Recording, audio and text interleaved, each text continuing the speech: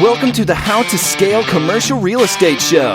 Whether you are an active or passive investor, we'll teach you how to scale your real estate investing business into something big.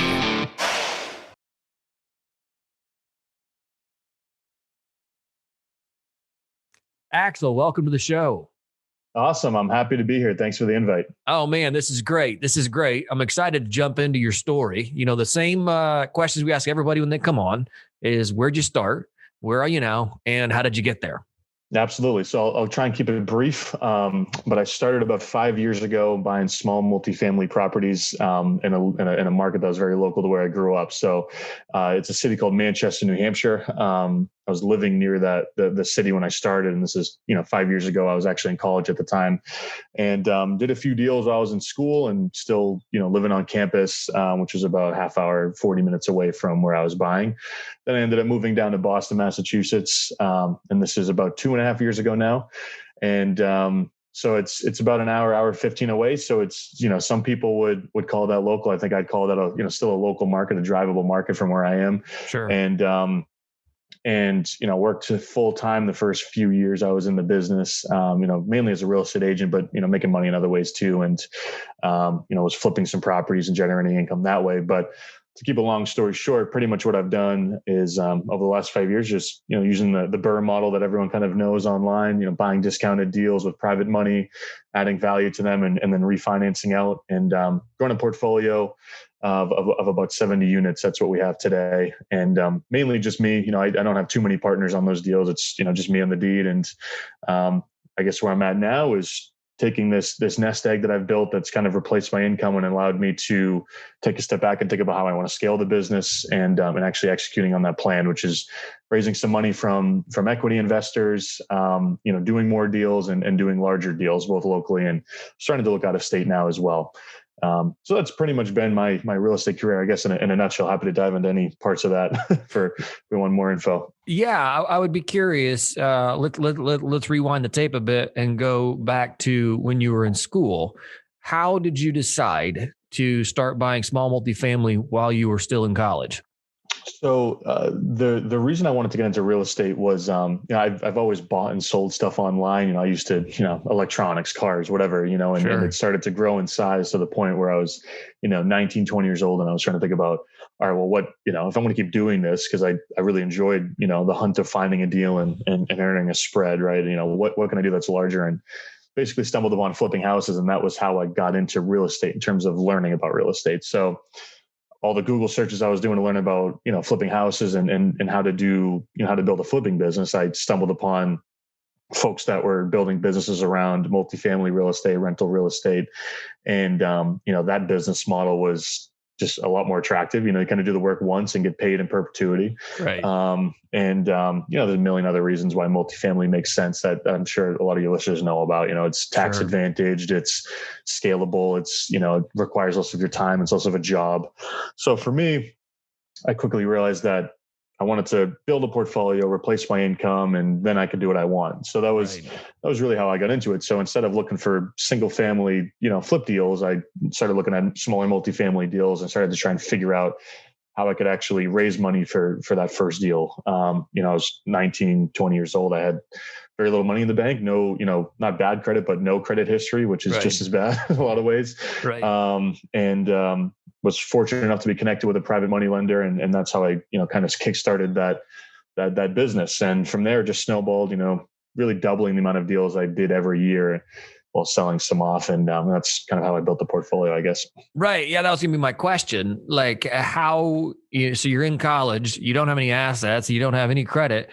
You found, did you just find a hard money or private money guy or woman, I guess, for that matter, doesn't matter, but a private money individual that just said, hey, sure, I'll loan X number of dollars to a newbie, no problem. I bet you're a good guy. Like how did you get the street credibility with a lender to get a deal done like that? Yeah. And that's obviously that's the big question. Right. And for me, so I had a college internship at the time that I'd been at for 12 months. And it was, I was working as a more or less an administrative assistant for an angel investing group in Manchester, New Hampshire, which was a really cool internship. It was, awesome experience. But basically what I did was helped coordinate the meetings every month, helped, take notes during the meetings, a lot of, administrative stuff. But what I did get to do was sit in on the meetings with 10, 15 guys who had a bunch of money, who were investing in startup companies. And, one of the guys also did private money lending, and I just got to know him over the course of, literally like 18 months. It was like a year and a half. So 3 semesters I worked there. And, this from the middle of my sophomore year in college to the end of my junior year. Right. And, so, I was interested in real estate. This is when I was learning about it. And I knew that I needed to find someone like him to partner with to do a deal, because I didn't have enough money to put down, to put the 20% down if I went and found a lender, and they wouldn't lend to me anyway. So that wasn't even an option. So right. I basically said to him, just 5-10 minutes, a couple times a month, I was like, oh, this is what I'm doing. I'm looking to find these times of deals. And what kind of deals do you lend on? What kind of terms do you typically look for? What kind of investors do you like to work with? What kind of projects do you like to lend on? Do you like lending on rehab projects? Are you looking for stuff that's more turnkey? So I just got to know him and what he did. And, whether it was this networking or this angel group, this internship I had, or a networking group, I was doing this with a number of different lenders and just trying to build a relationship over a long period of time, so that when I did actually get out and find a deal, I could bring it to him, and we had a warm kind of working relationship, more or less, pretty much everything except for doing a deal. So basically one day I asked him, I said, hey, if I can find a deal that looks like this, and I described what I was looking for, which was, a 2 to 4 unit property with, very little rehab requirements, that was pretty turnkey, but that was also discounted, something that was really safe and lendable for a private money lender. I said, would you be interested in lending on this? And he said, yeah, I'd give you these terms. I think he was comfortable doing, it was either 80% loan to value. So, he was okay with getting a kind of as is appraisal, regardless of what my purchase price was. So if, I was getting a deal at 80% loan to value, in terms of the discount that I was finding in that, he basically funded the entire deal. And for him, that was fine in terms of there's still equity day one. And, right. He wanted an appraisal to make sure of this, I was new, all this stuff. It wasn't like he was just going to write me a check. But for him, finding something that didn't need a lot of rehab, that was currently occupied, it was a pretty de-risked deal for a private money lender. Right. So that's what I did. I went out and found a 3-unit deal on Craigslist, just a for sale by owner, and stayed in touch with the guy for like 6 months. It was a $200,000 property, and the as is market value was 250, 260 on that one, and I got it for, I think it was like 190 at the end of the day. So there was a nice spread there, and he was comfortable loaning me the entire amount. I had to bring money for closing costs, and I needed to keep money in the bank since I had to fill a unit. Right. And that was how we got started. And I ended up doing a number of deals with that guy, and then he moved to Florida and retired. So I had to quickly find another lender to work with, but he was a great partner on those first few deals. And I think, focusing on building a relationship over a year and a half with no expectations of doing a deal, I think was the only reason that he ended up working with me. Right. No, that's critical. That's critical. Good for you for getting that first one done and funded, and especially finding somebody, that isn't requiring you to bring large sums of money yourself to the table. I know that's a common requirement, especially with hard money lenders, is that, they're still going to require you to cough up quite a bit of change to make it happen. So good for you for getting that done. So you did those first few, and that was a 2 or a 3 unit, you said? It was a 3 unit. Okay, a 3 unit. And what are you guys buying today? So now we're looking to do, commercial being 5+ by definition, but in our local market, we're looking for 5 to 100 unit buildings, right? It's local. We have a property management company that we own, and if someone brings me a 5-unit deal, even though it might be a little bit smaller than what I'm looking to do, I'm happy to buy it. So locally, we have a pretty wide range, and it just is a function of what this market will give us. I'd love to only buy 20+ unit buildings and really, carve out a niche there. But the market I invest in is really small. There's just, in terms of inventory, there just isn't a lot of larger multifamily properties. Just like I can run a data list and there's 100 of them in the whole state. So it's like, it's, if you only focus on that, you do no deal. So locally, I have a pretty wide range. And now we're looking in some Southeastern markets at anything that's 30 to 100 units, on the smaller end. Me and a partner can take that down if we're looking at 50 to 75 grand a unit. Anything larger than that, maybe 3-4 partners, maybe we do some kind of a syndication, but I'm not looking to do, could technically expand that search larger, but if I'm doing a deal out of state that is in a market that I don't have already owned property in. I'd rather, kind of ease my way into it, do a deal that's a little bit smaller comparatively to something that's 100 plus, where I'm bringing in 10, 15 investors in a syndication, and there's just significantly more moving parts. So today, right now, that's what we're looking at. And, we're looking in a couple of markets in Tennessee, Chattanooga, we really like, as is everybody. We're looking in some markets in Arkansas and then in Northern Florida. So, some Southeastern areas, don't want to spread ourselves too thin looking. So we're looking to grow the portfolio locally in New Hampshire, and as well as trying to find some mid-sized to somewhat larger multifamily deals in the Southeast. Talk to us about developing your property management company. Is that something you had initially set out to do, or did that kind of just become as a byproduct of, the line of work you're already, the stuff you're already buying? Yeah. So it was never something that I wanted to do. What ended up happening was we had a third party manager, up until right around 55, 60 units. So this is something that we've built during quarantine, during COVID. This is like the last 6 months we've brought property management in house, and sure, there wasn't really much reason to do it outside of the third party management company we were using. Was that while they were good, they did a good job. They were growing a little bit too quickly for their own good, and they were almost growing themselves out of doing a good job for some of the properties that they had in their portfolio. So they weren't being, they couldn't, great problem for them to have, but they couldn't get maintenance guys hired fast enough. There was a lot of growing pains. Vacancies were kind of extending out, past what they should have been. Right. And so what we realized was, and what I started to realize was, if we can hire someone full-time, if we can support that, given the properties that we have, if we can bring someone on full-time, in terms of the property manager, and bring someone full-time as a maintenance guy, one will have a lot more control. And we were starting to feel like we were losing that with a third-party company, especially in the market that we were in, which is, Manchester, New Hampshire is a, population of 120,000. It's not a big market. Right. It's mainly smaller, older buildings. And there isn't like one management company where you can just, kind of go to. So we were, if we were going to bring on another third-party management company, we weren't really comfortable with the ones we were interviewing. Right. So we were like, let's just do it ourselves. And, we knew enough about it to hire someone, and we found a great, partner. And the way we set it up was, me and one business partner, we fronted the money. We gave our partner some equity, so there was some upside. And, my properties were kind of the seed business for that venture. And, that was about 50 units that I own, and then another 20 or so with a partner of mine. And, said, hey, we'll pay you market property management rate. We're an owner in this property management business. Feel free to go out and find third-party contracts if you want to, realize some of the upside on your equity and kind of grow that business. So for us, it was like, it's a pretty low risk way to start a property management company. We still remain completely hands off, which is critical for me because I hate property management.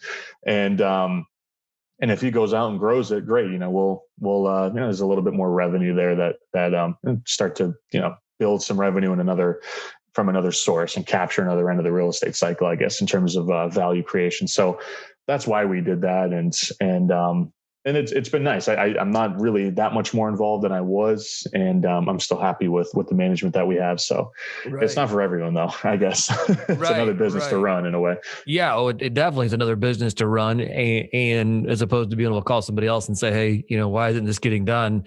You really have to look inside of your own processes and procedures and say, okay, we're the ones dropping the ball. So that's interesting. Have you seen? Are you more satisfied now that you've done this with the way that your properties are being managed and maintenance is getting taken care of than you were before? So I think that, so specifically right now where my own properties are, I'm by far the biggest client of this management company. Sure. Right. So when I call, right, it's, our partner is really only working on my buildings right now. And over time that'll, grow to where he's going to be bringing on other, clients, and I'll still probably be one of the bigger ones, but, over time that'll change. But as of right now, it has been good in that, there really isn't, there's no shift in focus, right? I mean, the management company I had previously, they were managing around 500 units, which is really sizable for the market that we invest in. And they went from 250 units under management to 500 in a couple of years, which is extremely fast. And they've been in business for 10, and real estate market's really hot. The market that we invest in has become extremely popular with out-of-state investors because the fundamentals are all great for the Northeast. And they just grew out of their shoes. And it was just, they had more vacancies than they had maintenance guys to go and work on. And and my calls were getting answered, but it didn't really matter. Right. And now it's like all of the focus of our guys' time here is just getting our stuff done, which is great. So the results have been a little bit better, but we do leave some money on the table in terms of, we're not getting the same labor prices, for example, that a management company with 500 units gets. We're not getting bulk material pricing when we go directly to the vendors. Right. We're not, we're paying a little bit more for our eviction attorney, right? Because we're not doing the same volume that, so we are leaving some money on the table by not taking advantage of a management company with a bigger portfolio. But over time, as we grow and we develop those things, I think it'll be a bit more evened out. But obviously, then it's a net positive in that we're getting vacancies filled faster. We're being a little bit more hands-on with our management, which is really the critical part. Right, and those are things. I mean, gosh, growth, and the slow growth like that is the way that things eventually get done. So yeah, maybe out of the gate, it's like you said, you're leaving some money on the table, but you're setting yourself up for success down the road. So that's fantastic. Axel, let's jump into the final four here. If you were to take everything that you've learned here in this, I guess, pretty fast 5 years, I guess it's been 5 years, right? 5 years. Yep. 5. That's awesome. By the way, I mean, you're going gangbusters in 5 years. So that's great. Take everything you learned in the last 5 years and distill it down to one piece of advice. What would that one piece of advice be? Yeah, it's a great question. I think especially with real estate, it's consistency in terms of everything that you're doing across the board. In terms of, for me, the only reason I did that first deal was I was consistent in my communication with this one lender. And the only reason I found that first deal was because I was consistently on Craigslist and, emailing for rent ads. And I was consistently reaching out to owners and really hustling to do that.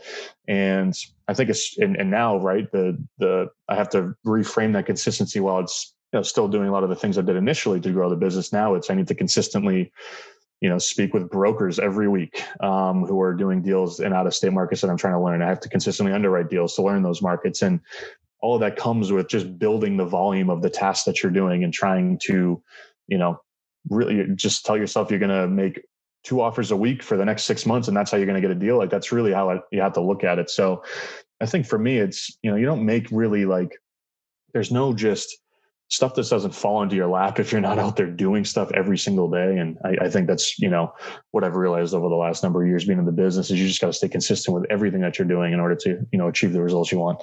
Right. No, that's great. That's a great point. What's one thing you're currently doing to stay on top of your game? Big 2021 resolution for me is reading more. I historically have not been a great reader, but especially now that we're growing in terms of people, I've been reading a lot in terms of leadership and management and stuff like that, and starting to get away from learning just specifically real estate related topics and starting to spend more time as a business owner. We got the real estate stuff, pretty much figured out in terms of how to identify a deal and fund it and all that good stuff. And now we got to figure out how to grow a business with people that we're paying. So for me, that's something I'm currently doing. Like today, right now, is reading a lot of management, business related books, stuff that's outside of real estate. That's awesome. Okay, no, we got that. So that's good. They'll just snip all this out. When it comes to giving back, what's one thing you're currently doing to make the world a better place? So something that we do in Manchester that we're pretty proud of, actually, and we'd like to grow it more, is we have a charitable organization that actually helps clean streets up in the markets that we're investing in. Obviously, there's incentive there to make the neighborhoods nicer for everyone that owns property, but Sure. The city of Manchester, New Hampshire, has historically been there's historically been a lot of rougher areas, as every city has, but in terms of within the state of New Hampshire, it hasn't really gotten the love in terms of a lot of the areas that we invest in real estate and we try and improve by improving the properties. Right. But there's a step beyond that you can take in terms of actually getting into the public infrastructure and helping to build that. So that's something that we do right now that we think is there's value across the board for whether you're a real estate investor, you're just someone that lives in the city that, you're getting benefit from. Right. No, that's really cool. That's really cool. Axel, for listeners who want to get in touch with you, what's the best way to do that? Sure. So Instagram, I'm really active on Instagram at Multifamily Wealth. Post what I think to be some helpful content on there. I'm sure other people would would be the judge of that, but that's a great place. LinkedIn, if you just look up my name, Axel Ragnarsson, there's not too many floating around on there. And then I host a podcast myself. It's called the Multifamily Wealth Podcast, and we talk about multifamily and scaling businesses around investing in multifamily real estate. So those are probably the best three ways. And like I said, I like to be pretty quick in my replies. So I think those are the big ones in terms of reaching me as quickly as you can. Awesome. Axel, hey, thanks so much for your time today. Certainly appreciate it. Awesome. Thanks for the invite, Sam. This has been great.